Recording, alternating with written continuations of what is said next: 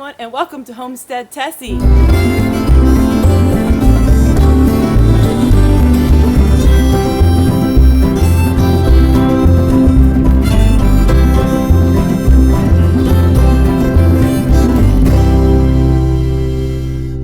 Everybody, and welcome to Saturday's video.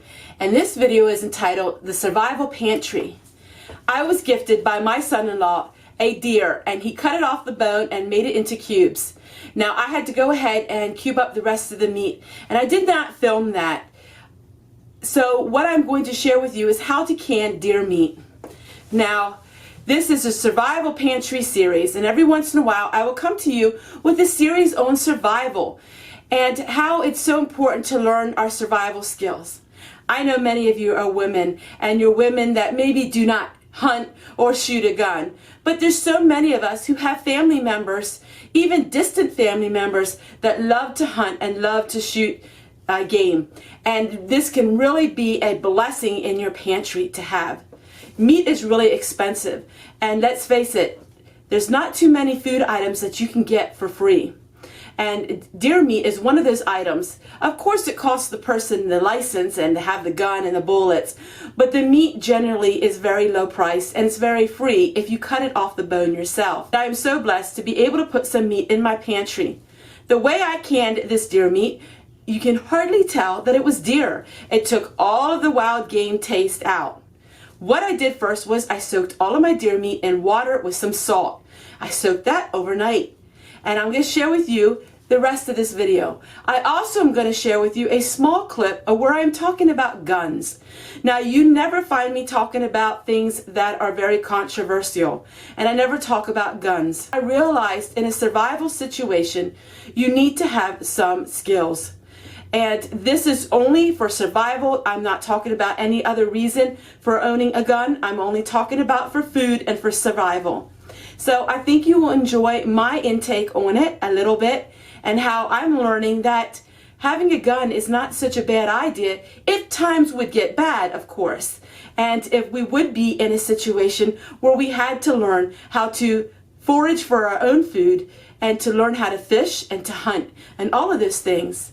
Even on my 1 acre property, we have lots and lots of deer, and if it would get to the point where it would be survival, we could shoot those deer. So thank you again for watching, and I hope you enjoy the video on canning some venison.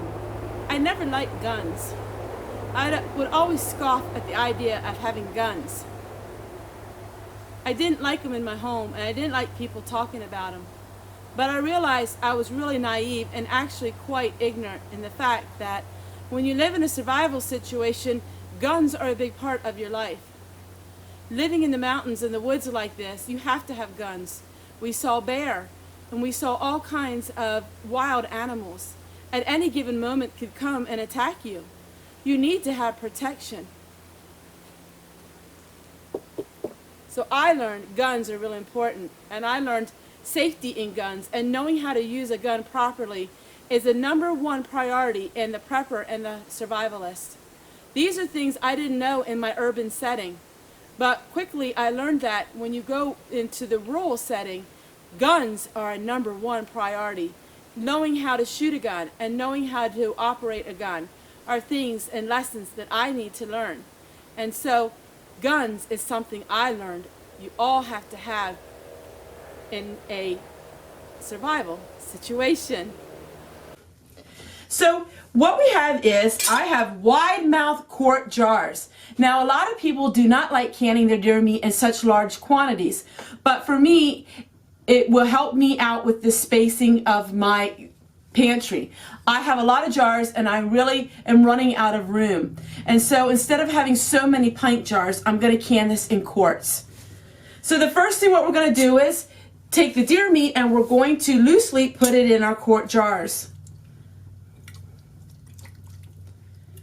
So we're not going to pack them tight, and they are raw. We put them in the raw jars. And to this I'm going to add some onion as well. So I'm going to go ahead and fill up all these jars with some onion and these cube deer meat, and then I'll get back to you and show you what we do on the next step. Okay, so this gives me enough for 2 cannerfuls. So I have 14 quarts here, and each canner holds 7. So what we're going to do next is we're going to add a little bit of beef broth to each jar, plus a little Worcestershire sauce and a little A1, just to give it a richer flavor and help get rid of that wild taste. Now, this is all put in raw without any liquid because it's going to make its own liquid. But we're just going to add a little bit of the beef broth just to give it some more flavor. So I'm going to do one and then we will do the rest off the camera. So we're going to go ahead and just pour a little bit of the beef broth in,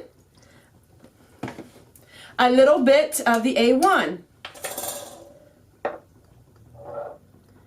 And that's all it is to it. We're going to wipe our rims and we're going to put our lids and we're going to screw it on tight. And I'll show you what our next step is in each jar. And then we put a little bit of A1 steak sauce. And I'm going to go ahead and put all the lids on here. Now this is meat, and so you have to pressure can this for a full 90 minutes at 11 pounds pressure. So this meat's going to take quite a while to can. But in the Pantry series of survival, this is going to be able to feed us, and it basically was just about free.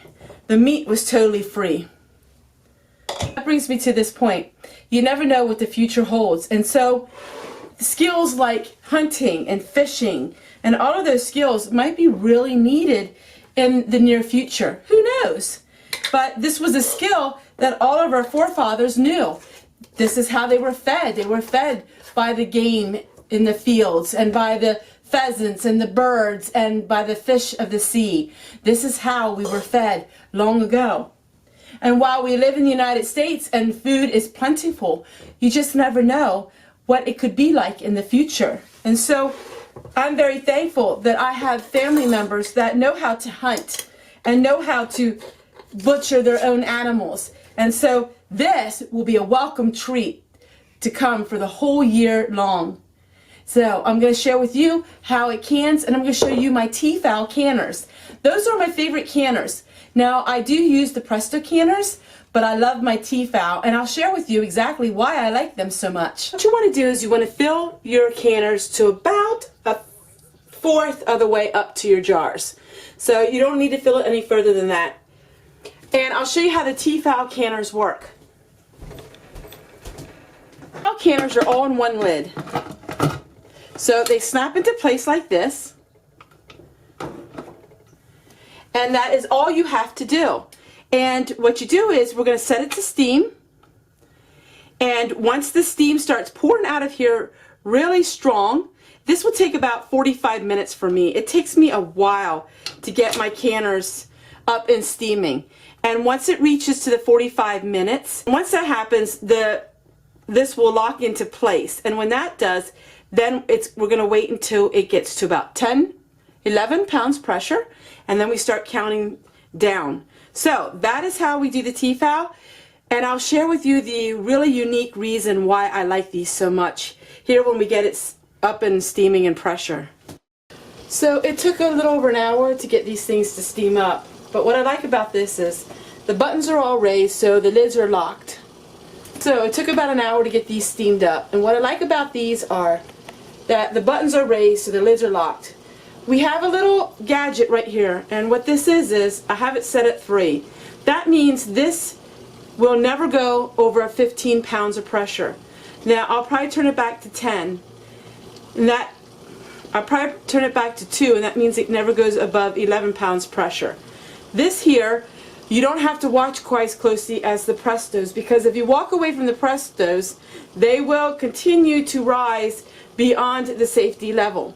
Here has a safety that some steam will come out of this setting right here if it goes a little bit too high.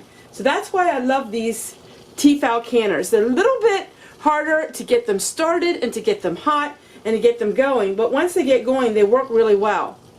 So we're just slowly building our pressure, and when we get to after 10 pounds of pressure, I can start counting the 90 minutes.